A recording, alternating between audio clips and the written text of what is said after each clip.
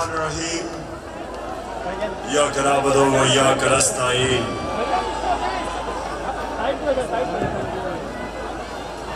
میں سب سے پہلے اپنے پنڈی کے ایم این ایز، میرے ایم پیز، میں آپ سب کو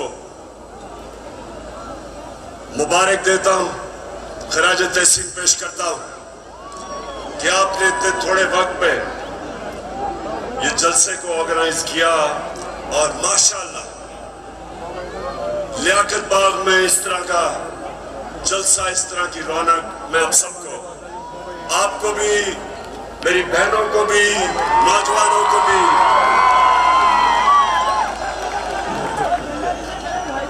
اچھا آپ نے بڑا سنجیدہ طریقے سے میری تقریر سننی ہے، کیونکہ آج میرے ملک میں کیمپین چل رہی ہے، اور میں اس کیمپین کے اوپر بھی آؤں گا۔ اس کیمپین کا ایک ہی مقصد ہے کہ میری قوم کو حقیقی طور پہ آزاد نہ ہونے دو۔ میرے نوجوانوں، خاص طور پہ آپ، میں بھی بیٹھا آپ کو دیکھ رہا تھا، مستقبل آپ کا ہے۔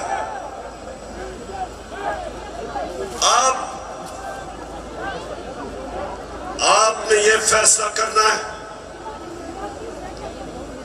کہ کیا ہم نے اس پاکستان میں بڑا ہونا جس کی خواب دیکھی تھی علامہ اقبال نے، اور جس کے لیے جدوجہد کی تھی قائد اعظم نے، یا وہ پاکستان جدھر کمزور کے لیے ایک قانون، طاقتور قانون سے اوپر، کمزور اپنے حقوق ڈھونڈتا ہے اور طاقتور سارے قانون توڑتا ہے۔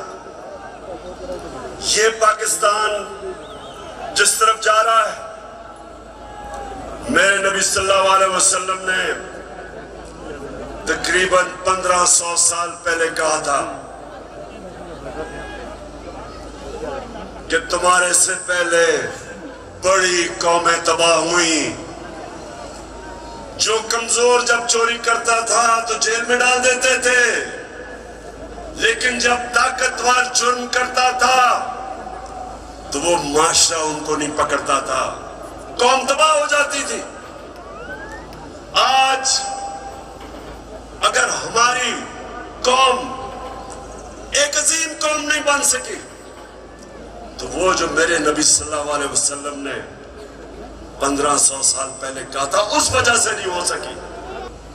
جتنی مرضی چوری کرنی ہے، بڑا ڈاکو چوری کرے، اس کو پاکستان کا جب نظام، انصاف کا نظام نہیں پکڑتا، اس ملک کا کوئی مستقبل نہیں ہے۔ اس لیے میں نے اپنی حقیقی آزادی کی تحریک کا آغاز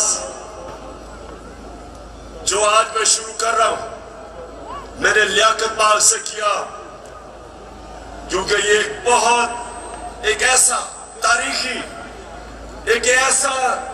تاریخی جگہ ہے کہ جو پاکستان کی موومنٹ میں قائد اعظم کے ساتھ لیاقت علی خان کھڑے ہوئے تھے، ان کی شہادت یہاں ہوئی تھی۔ میں یہ چاہتا ہوں کہ میری ساری قوم آج تیار ہو جائے، جس جدوجہد کے لیے میں آج آپ کو نکالنے آیا ہوں، کیونکہ یہ آپ کے مستقبل کا مسئلہ ہے۔ عمران خان کا تو اللہ سب دے چکا ہے، وہ تو اس کا بار بار شکر ادا کرتا ہے کہ ذاتی طور پہ تو اللہ نے بڑے کرم کیے میرے پہ، لیکن مجھے آپ کی فکر ہے پاکستانیوں، جو آج ملک سے ہو رہا ہے مجھے آپ کی فکر ہے. چور ڈاکو جب ملک کی قیادت پہ بیٹھے ہوں اور یہاں طاقت میں وہ لوگ ہوں جو ذاتی مفادات کے لیے اور اپنی انا کے لیے ملک کے مستقبل کو تباہ کرتے ہیں، ان کو صرف عوام کی طاقت شکست دے سکتی. اور میں نے اپنی آج قوم سے وعدہ کر رہا ہوں کہ جب تک میں اپنی قوم کو حقیقی آزادی نہیں دلواؤں گا، میں پاکستان کی سڑکوں پہ ہوں گا، میں اپنے لوگوں کے اندر جاؤں گا، میں اپنی قوم کو اٹھاؤں گا.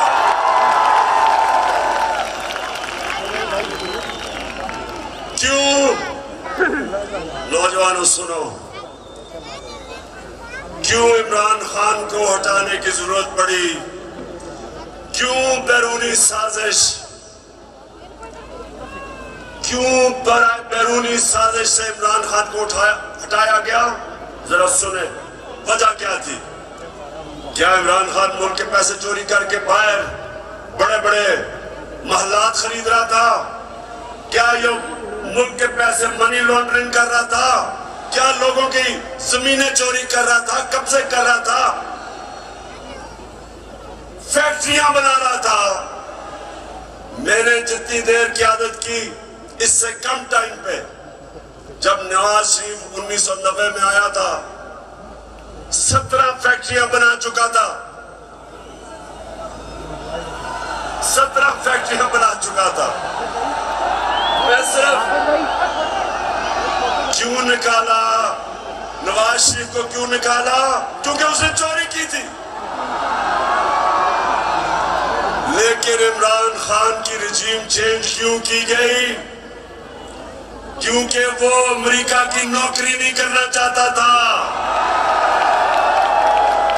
وہ ایک آزاد فورن پالیسی بنانا چاہتا تھا، جس کا میری بہنوں اور نوجوانوں سمجھو آزاد فورن پالیسی کیا ہوتی ہے. وہ فورن پالیسی ہوتی ہے جو اپنے عوام کی بہتری کے لیے ہوتی ہے.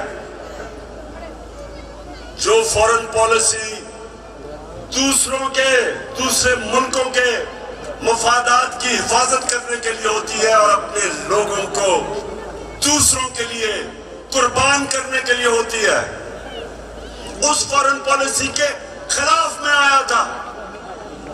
میں یہ نہیں چاہتا تھا کہ امریکہ کی جنگ میں میری قوم جائے اور 80,000 میرے لوگ اس جنگ کے اندر قربان ہوں امریکہ کے لیے. میں نہیں چاہتا تھا کہ اگر آپ امریکہ افغانستان میں یہاں سے ہمارے اوپر سے کوئی کارروائی کرے، میں نہیں چاہتا تھا کہ میرا ملک ملوث ہو اس میں. کیونکہ میں کیوں چاہوں کہ افغانستان سے ہمارے تعلقات خراب ہو؟ میں چاہتا ہوں کہ میری فورن پالیسی ہو جو میرے لوگوں کی بہتری میں ہو. اگر روس سے مجھے 30 یا 40% کم قیمت پہ تیل ملتا تھا اور میں اپنے لوگوں کو سستی پٹرول اور فضل الامان دوں تو میں کیوں نہ دوں؟ اگر ہندوستان امریکہ کا اسٹریٹجک الائی وہ روس سے تیل خرید سکتا ہے اور اپنے لوگوں کو پٹرول اور ڈیزل 25 روپے لیٹر کم دے سکتا ہے تو میں کیوں نہ دوں؟ اگر مجھے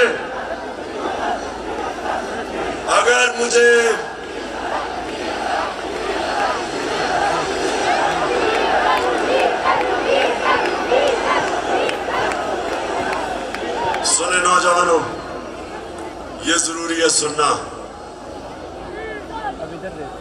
دیکھیں اب جب سمجھ جائیں آزاد فورن پالیسی ہے ہندوستان کی.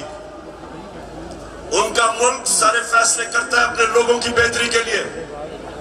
سب سے زیادہ جو لوگ بات نہیں کرتے امریکہ کی جنگ میں جو قبائلی علاقے کے لوگوں سے جو ظلم ہوا، جس طرح سارا قبائلی علاقہ اجڑا، 400 ڈرون اٹیک ہوئے، عورتیں بچے مارے گئے، ان کی جنگ کی وجہ سے 35 لاکھ قبائلی علاقے کے لوگ نقل مکانی کر گئے۔ کون ذمہ دار؟ صرف اس لیے کہ یہاں تھوڑے صاحب اقتدار بیٹھے ہوئے تھے جن کو تھوڑے ڈالر ملنے تھے، جنہوں نے تھوڑے سے ڈالروں کے لیے اپنے ملک کو وہ نقصان پہنچایا جو بھی قبائلی علاقہ نہیں اس نقصان سے بچا۔ دوسری چیز، میں ہمیشہ کہتا تھا کہ افغانستان میں جو امریکہ گیا ہے اس کا کوئی ملٹری حل نہیں ہے، ڈائیلاگ سے مسئلہ حل ہوگا، اور یہ پسند نہیں تھا ان کو۔ اور آخر میں نے جب وہ امریکہ وہاں سے گیا تو ان کے بھی لوگوں نے کہا کہ تو میں کہتا تھا ٹھیک، لیکن ان کو پسند نہیں ہے۔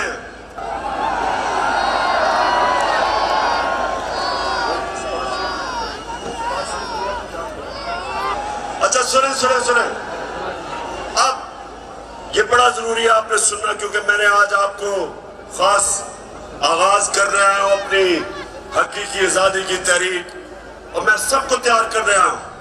تو سننے آپ نے میری بات کہ پہلے تو ہٹایا کیوں، پھر ان کو تکلیف کیا ہوئی باہر والے ملکوں کو۔ پہلی دفعہ پاکستان کا پرائم منسٹر OIC کی میٹنگ میں جاتا ہے، یونائٹڈ نیشنز کی جنرل اسمبلی میں جاتا ہے، اور کیا کہتا ہے؟ کہتا ہے کہ مسلمانوں کو بڑی تکلیف ہوتی ہے جب ہمارے نبی صلی اللہ علیہ وسلم کی شان میں گستاخی کی جاتی ہے۔ آزادی رائے کی آڑ لے کے سارے فورم کے اوپر پہلی دفعہ، بلکہ پاکستان کے لیڈر ہی نہیں، دنیا میں بھی کسی مسلمان لیڈر نے یہ بات نہیں کی، اور اس کی وجہ سے مجھے سب سے بڑا فخر یہ ہے کہ پہلی دفعہ 2 مغربی لیڈرز، روس کے پریزیڈنٹ پوٹن اور کینیڈا کا جسٹن ٹروڈن پرائم منسٹر، دونوں نے سٹیٹمنٹ دی کہ آپ آزادی رائے کی آڑ لے کے ہمارے نبی صلی اللہ علیہ وسلم کی شان میں گستاخی نہیں کر سکتے۔ یہ کبھی پہلے نہیں ہوا۔ اور 15 مارچ جو مجھے سب سے زیادہ فخر ہے، آپ اگر میرے سے پوچھیں نا کہ 3.5 سال میں کس چیز میں سب سے زیادہ فخر ہوا، 15 مارچ یونائٹڈ نیشنز نے فیصلہ کیا کہ اینٹی اسلاموفوبک ڈے منایا جائے گا یونائٹڈ نیشنز میں۔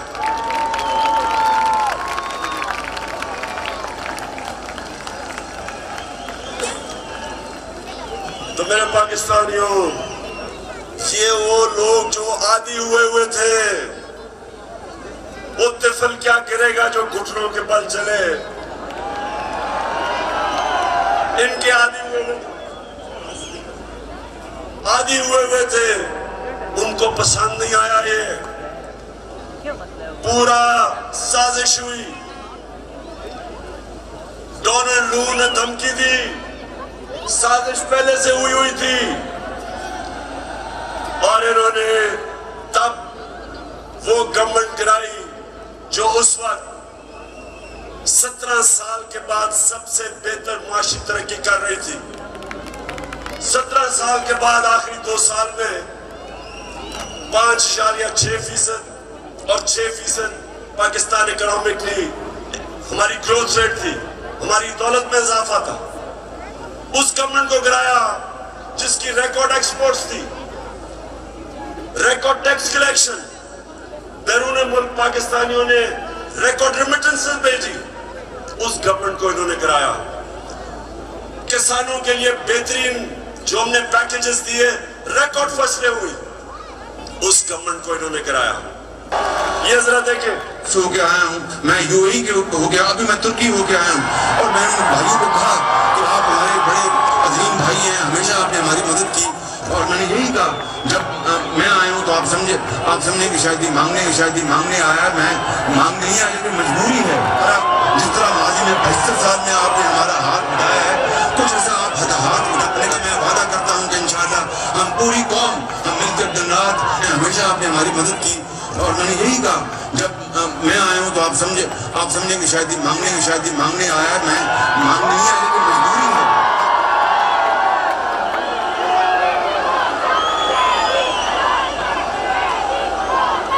तो मेरे नौजवानों, मैं इसलिए आपके पास आया हूँ, मैं भी मांगने नहीं आया,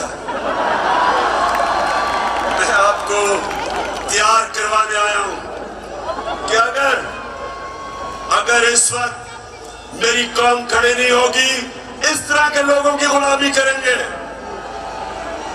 जो कहते हैं कि जी हम तो बेकारी हैं, beggars are not choosers। तो मैं, अब सुने जरा मेरी बात, मैं अगली बात करना चाहता हूं। देखिए, पाकिस्तान में जब ये आए, अब मैं सिर्फ बताना चाहता हूं कि लोगों से हुआ क्या 4 महीने में। मुझे जितने लोगों ने बताया कि जब उनके पास बिजली के बिल आए, कौम के ऊपर गुजरी क्या है, कि किस तरह उनको समझ नहीं आ रही, आम सफेद पोश लोगों को, कि बिजली के बिल दे, बच्चों की फीस दे, खाना दे। बिजली जो हमारे जमाने में 18 रुपए यूनिट था, मैंने 5 रुपए यूनिट सब्सिडी दिलवाई कि कम करो, वो आज 36 रुपए यूनिट है, दुगनी हो चुकी है।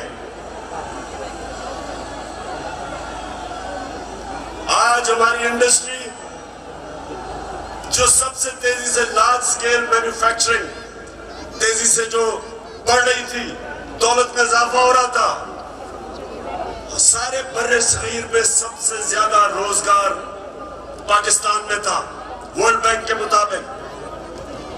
तो इन्होंने जो महंगाई की है, बिजली की कीमतें बढ़ाई है, पेट्रोल की जो कीमत बढ़ाई है, उससे आप समझते कि कितना नुकसान हुआ है इंडस्ट्री, हमारी इंडस्ट्री को नुकसान, बेरोजगारी बढ़ रही है, हमारा तो यहाँ नौजवान आबादी है, अगर हम रोजगार, हमारा तो यहाँ नौजवान आबादी है, अगर हम रोजगार नहीं देंगे, ये लोग किधर जाएंगे? कितने लोग मुल्क से बाहर जा सकते हैं?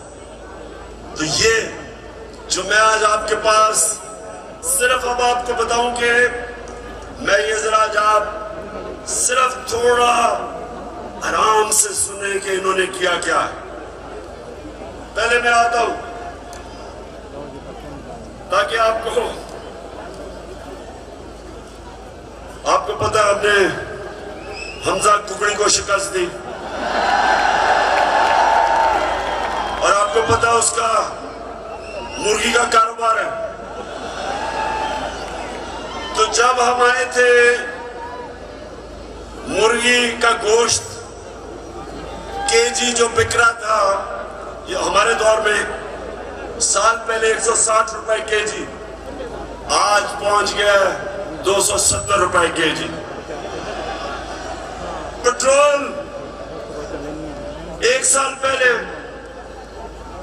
120 रुपए लीटर, आज पहुंच गया 234 रुपए लीटर। प्याज मैं इसलिए कह रहा हूं क्योंकि आम आदमी प्याज खाता है। साल पहले 44 रुपए, आज 86 रुपए, 86 रुपए केजी एक साल के अंदर। अंडे दर्जन हमारे जमाने में 155 रुपए, आज 211 रुपए। चावल साल पहले 95 रुपए, आज 121 रुपए। दाल पाश आम आदमी खाता है, साल पहले 240 रुपए, आज 366 रुपए। चक्की का आटा साल पहले 70 रुपए केजी और आज 105 रुपए केजी। ये खाने पीने की आम आदमी की मैं चीजें बता रहा हूं, मैं पैसे वालों का हालात नहीं बता रहा, मैं अपने आम पाकिस्तानियों का बता रहा हूं। मसरूर की दाल साल पहले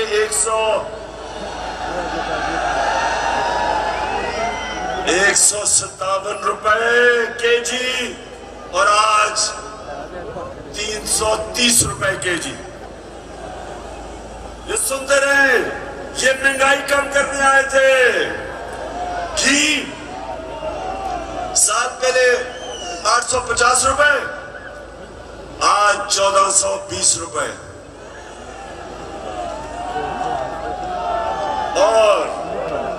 और जरा 3 चीजें सुन लें। देखें हमारे ऊपर कर्जे चढ़े हुए हैं। अब जरा सुने, जरा मैं चाहता हूं नौजवानों आप सुने, क्योंकि आपका मुस्तकबिल है। हमारे ऊपर कर्जे चढ़े हुए थे, कर्जे कैसे उतार रहे हैं? दौलत में इजाफा करके कर्जे उतरते हैं। आपकी जब फैक्ट्रियां चलती हैं, बाहर से सरमायाकारी होती है, आपकी किसानों की पैदावार बढ़ती है, दौलत में इजाफा होता है, उससे आप अपने कर्जे वापस करते हैं। मसलन मैंने दुकान के लिए कर्जा लिया, मैंने दुकान बना ली, अब मैंने कर्जा ले लिया। अब जब जैसे जैसे मेरी ज्यादा सेल होगी, मेरी दौलत में इजाफा होगा, मैं कर्जे वापस करूंगा। अब जब से ये आया, क्या हो रहा है? बजाय दौलत में इजाफा होने के फैक्ट्रियां बंद हो रही हैं। इन्होंने बिजली की कीमत उधर पहुंचा दी और गैस की। फैक्ट्रियां मुकाबला नहीं कर सकती हिंदुस्तान का, एक्सपोर्ट्स गिर रही हैं। एक्सपोर्ट्स हमारे जिस महीने हम छोड़ के गए थे, एक्सपोर्ट्स 3.1 अरब डॉलर था, आज एक्सपोर्ट्स इस महीने 2.2 अरब डॉलर, तो 3.1 अरब डॉलर से एक्सपोर्ट नीचे आ गई 2.2 अरब डॉलर पे। रिमिटेंस जो बैरून मुल्क पाकिस्तानी पैसा भेजते हैं, हमारे आखिरी महीने में 3.1 अरब डॉलर, वो नीचे आके 2.5 अरब डॉलर पे आ गई। मतलब कि दौलत में इजाफा नहीं हो रहा, कर्जे बढ़ते जा रहे हैं, कर्जे बढ़ते जा रहे हैं।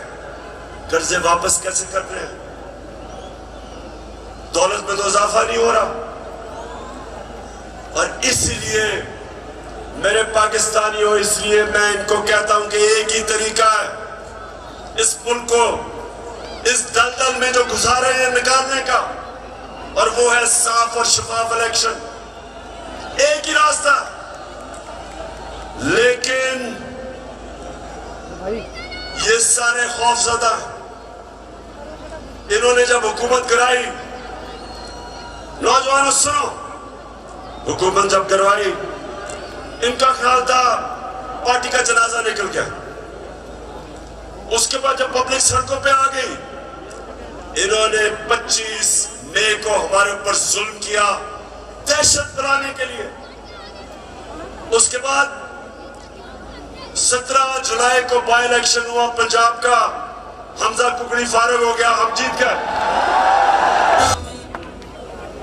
तो जब 17 जुलाई धांधली के बावजूद ये जो इन्होंने चीफ इलेक्शन कमिश्नर बैठाया हुआ है, इसने पूरी खिदमत की मरियम की और हमजा की, पूरी कोशिश की, धांधली की, इंतजामिया इनके साथ, पुलिस इनके साथ।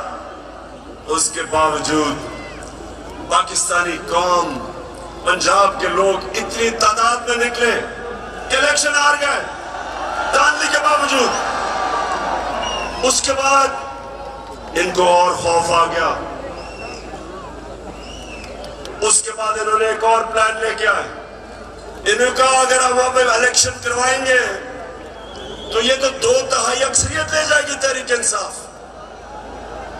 डर गए, खौफजदा हो गए। फिर इन्होंने एक और प्लान बनाया, और प्लान बनाया कि तहरीक इंसाफ को क्रश करो। पाकिस्तान की जो सबसे बड़ी पार्टी, किसी ना किसी तरह इसको क्रश कर, इलेक्शन तब तक ना कराओ जब तक पार्टी क्रश ना हो। और मैं बार बार आइन और कानून के बीच में रहता रहा। 25 मई को जो इन्होंने जुल्म किया, उसके बावजूद अगर मैं उस दिन डी चौक में, अगर मैं उस दिन वहां से अपना धरना खत्म ना करता, मुझे पता था कि शाम को खून होना है। तो मैंने वापस इसलिए 25 मई को मैंने धरना इसलिए खत्म किया कि मैं नहीं चाहता था कि तोड़ फोड़ हो, मैं नहीं चाहता था मुल्क में इंतशार हो, मैं नहीं चाहता था कि मेरे मुल्क को नुकसान हो। और मुझे पता था कि जिस तरह पुलिस ने दहशतगर्दी की और रेंजर्स ने हमारे ऊपर जिस तरह रबर बुलेट चलाई, और तो बच्चों पे, मुझे पता था कि अगले दिन इंतशार होना था। मेरे ऊपर केसेस कर दिए, 16 FIR मेरे पे काट दी। उसके बाद इन्होंने क्या किया, जरा गौर से सुने ताकि मैं आपको अपना अगला लाएमल बताऊं। इन्होंने क्या किया, इन्होंने उसके बाद फैसला किया कि तहरीक इंसाफ को दबाया जाए। हमारे वर्कर्स के ऊपर FIRs, धमकियां,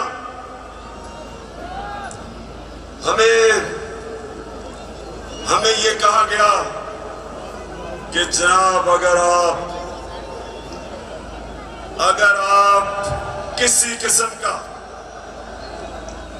अगर आपने किसी किस्म का कानून तोड़ा तो सारा स्टेट की ताकत आपके ऊपर आ जाएगी। एक बहुत बड़ा इस्लामाबाद में तब्दीली भी हुई।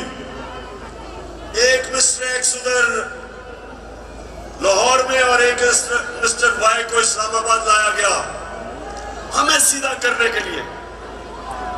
देखिए, मैं अब आता हूं जिस चीज के ऊपर मुझे सबसे ज्यादा तकलीफ है। इन्होंने शहबाज गिल को पकड़ा, अगवा किया, उसको पकड़ के अंदर ले गए, नंगा करके उसको मारा।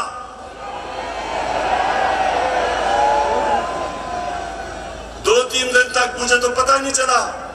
जब मेरे वकील मिलने गए, उन्होंने मुझे आके बताया कि उन्होंने उसका क्या हशर किया। अब शहबाज गिल, जरा मैं सारे पाकिस्तानियों का जरा गौर से मेरी बात सुनो।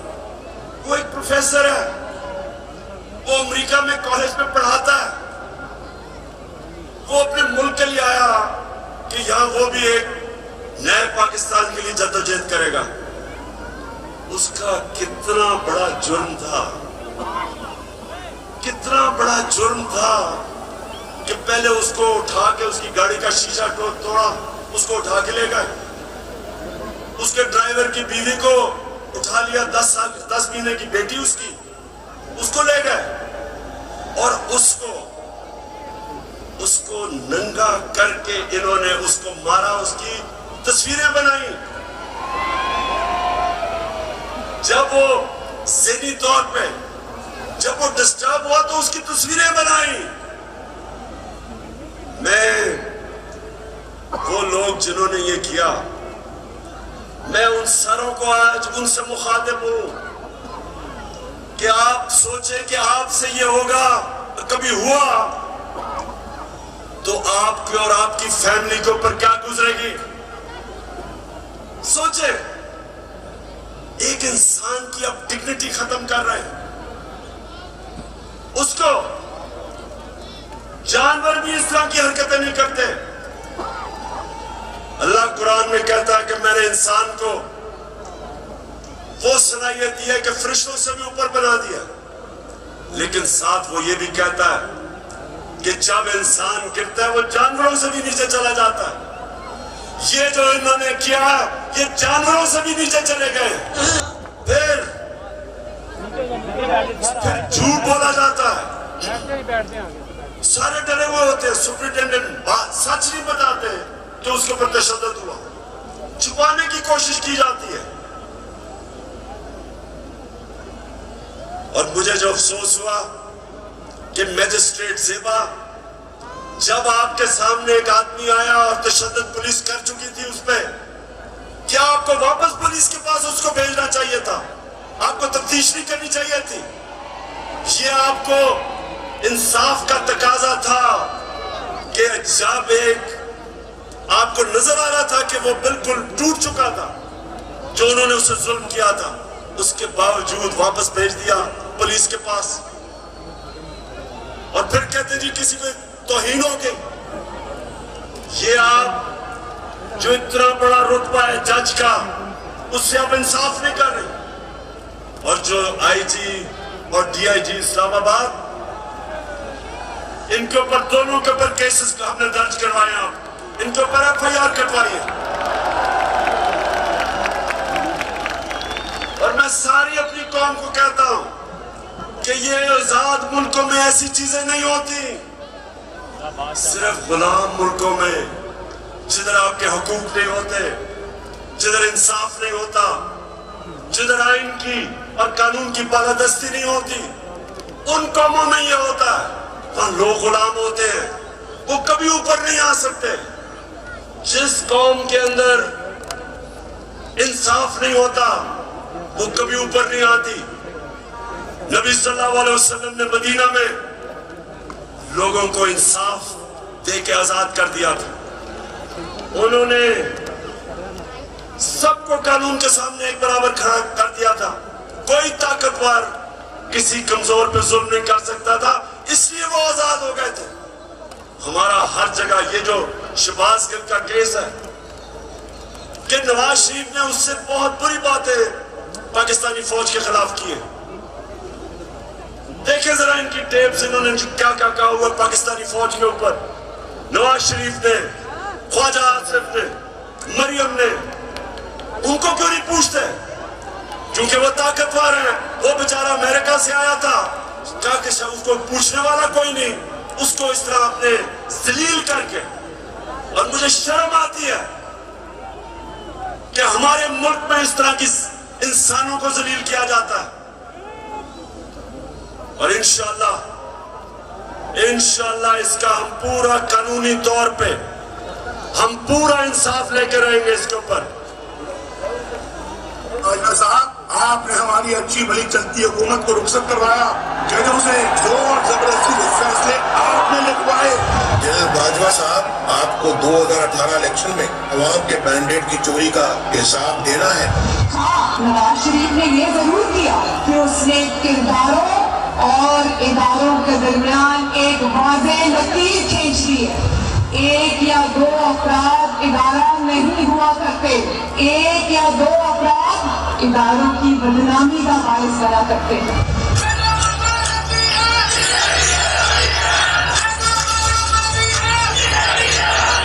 تم ہمیں سیاست بتاتے ہو, اپنے حدود میں رہو. اسرائیل کی نوکری نہ کیا کرو, اسرائیل کے وظیفوں پر پڑھنے والے جنرل اپنے حدود میں رہو. بڑے بڑے رینکو والوں سے جو اپنے آپ کو محترم سمجھتا ہوں تو سیدھے ہو جاؤ, اور اگر بگڑو گے تو اگر ہم بگڑ گئے تو افغانستان میں امریکہ کا کیا حل ہوا, خدا کی قسم یہاں تمہارا ہو گیا. اور ابھی لندن کی کیا بات کرتے ہیں؟ مجھے یاد ہے چیف آف آرمی صاحب تشریف لائے, پیر کانپ رہے تھے, پسینے ماتھے پہ تھے. دفاع کے لیے یہ پوری امپیونٹی کے ساتھ اپنا سینہ چوڑا کر کے ڈیفنس بجٹ کو کلیم کر رہے ہیں اور مانگ رہے ہیں قوم سے. قوم کی ہڈیوں سے گوشت تک جو ہے انہوں نے نچوڑ لیا ہے اور اتار لیا.